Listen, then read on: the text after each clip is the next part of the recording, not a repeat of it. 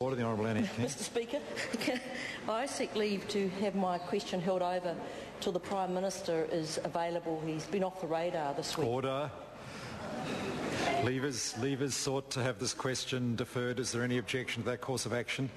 There is objection. The Honourable Annette King. My question, Mr Speaker, is to the Prime Minister. Does he have confidence in all his ministers? The Honourable Bill English on behalf of the Prime Minister. Mr Speaker, yes. The Honourable Annette King. Supplementary question, Mr Speaker. Does he agree with the Minister for Social Development that her welfare reforms, which breach the Bill of Rights, would not bother most people and, quote, is a discrimination that most New Zealanders will see as being fair and reasonable, end quote? If so, why? The Honourable Bill English. Mr Speaker, yes, if the government chooses not to work test older women who have been on the widow's benefit, I think most people would regard that as a fair amount of discrimination. The Honourable Mr. Annette Speaker, King. in light of that answer, why does he believe that the children of widows are more deserving of support from his government than the children of widowers? The Honourable Bill English. Well, Mr Speaker, the government has made a series of decisions across a package, future focus. It happens that the Attorney-General has made a statement to Parliament according to the requirements of Parliament that says those changes are discriminatory. The government, however, under those procedures is free to proceed with its policy. The Honourable Annette King. The Honourable Annette King. Mr Speaker. Order, I've called the Honourable Annette Does King. he agree with the Minister of Social Development who said there are jobs out there for everyone? Or Paul Henry, who said on breakfast television that Paula Bennett was living in cloud cuckoo land, if she believed that? The Honourable Bill English.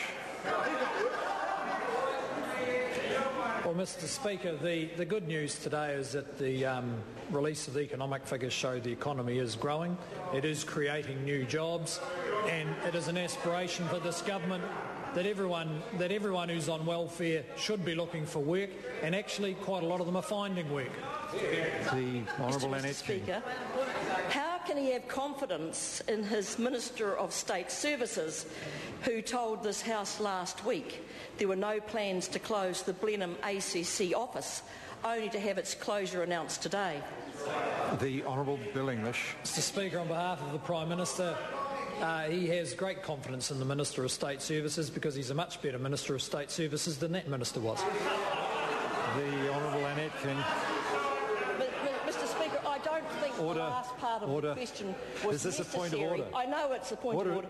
I know it's a common practice of the Deputy Prime Minister. Oh, no.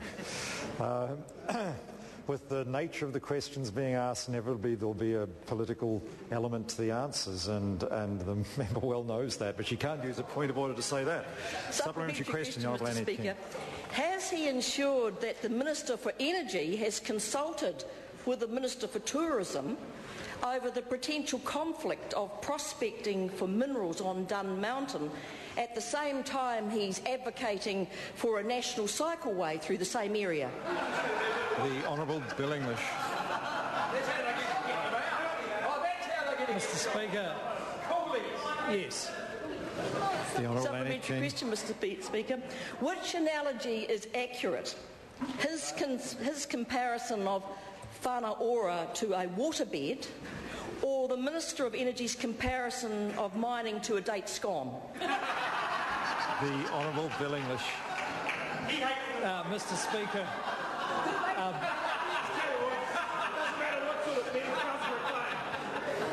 The Honourable Bill English.